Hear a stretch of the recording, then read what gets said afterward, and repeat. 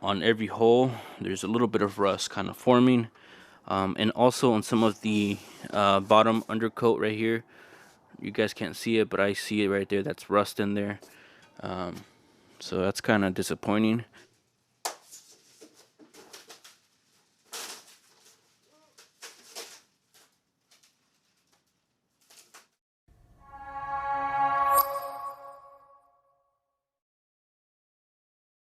What's going on, guys? Welcome back to another video. My name is Eric, and in today's video we're gonna do a little unboxing of my new Husky 56-inch toolbox 18 drawer. The goal would be to have it over there in that corner eventually, but as you guys can see, there's not a lot of space right there. So what I have to do, like I said, is I gotta set it up right here and until I get this car out. Once I get this car out, I'll go ahead and position it in its resting spot. So right over here where this red toolbox that's where I would like to have this other one, either maybe running that way or this way against this wall. What I'm gonna do is push this guy up here.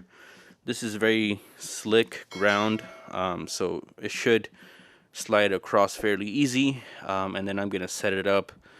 This toolbox is pretty dang heavy. Just one of the bottom pieces, 429 pounds. This one right here is almost 300 pounds.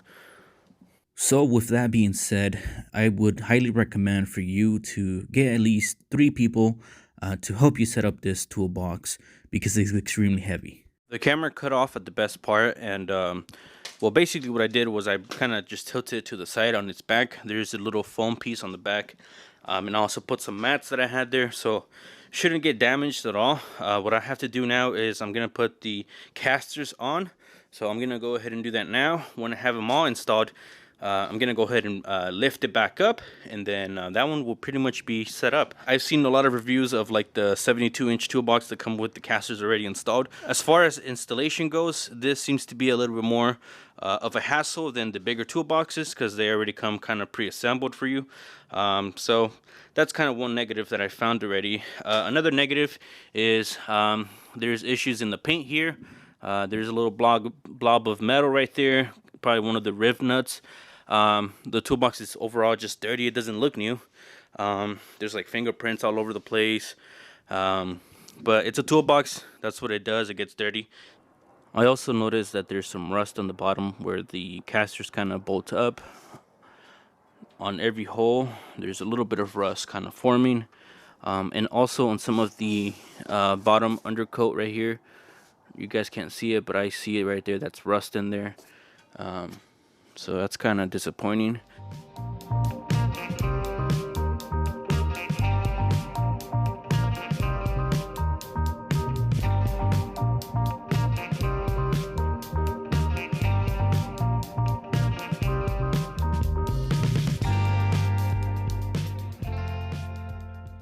So I did put the casters on the toolbox here. The 4 casters that swivel have to go on the corners. The 2 non-swivel casters go in the middle. So now that you have your casters installed, it's time to tilt the toolbox back upright. Now to do this, what I suggest is locking the swivel casters so that when you're tilting it up, the toolbox won't accidentally, slide and potentially fall.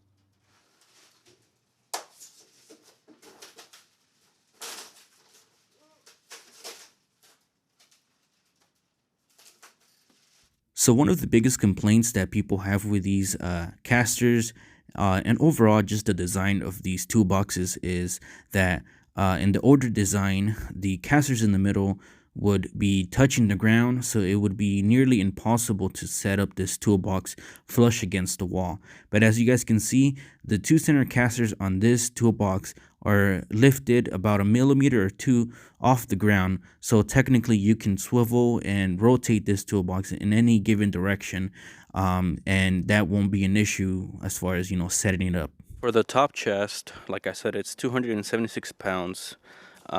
Since it's me and my wife doing this, what I'm gonna do is I'm gonna remove the drawers from the top part. So as you can see, I have the top box installed.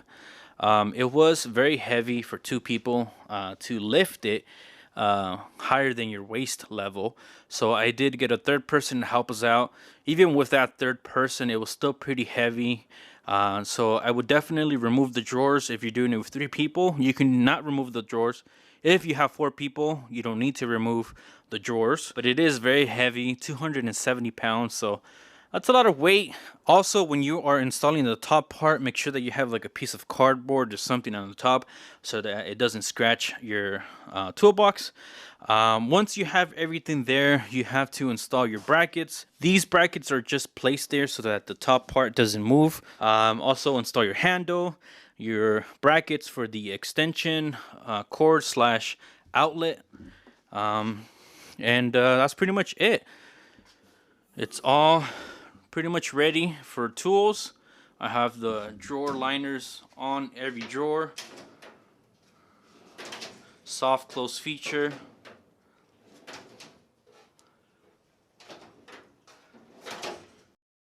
The drawers are a little bit stiff because obviously it's brand new and I don't have any weight on them. So when you guys are pulling them out, it might be a little bit hard at first. And it doesn't roll very well, obviously, because there's no weight on it. Got to give it a harder push and it'll close. So yeah, I'm pretty excited about this toolbox. I could have gone with the 80-inch tool chest, but that would have been way too big for my space that I have here. And I personally liked that these drawers are deeper on the top. These are 3-inch deep from what I remember reading.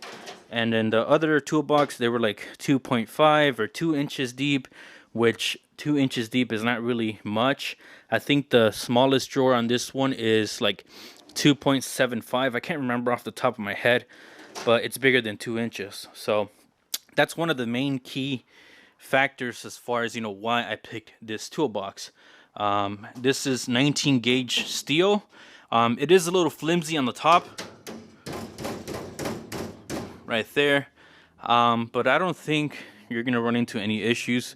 Overall, this is a great tool for the price, and it's hard to beat.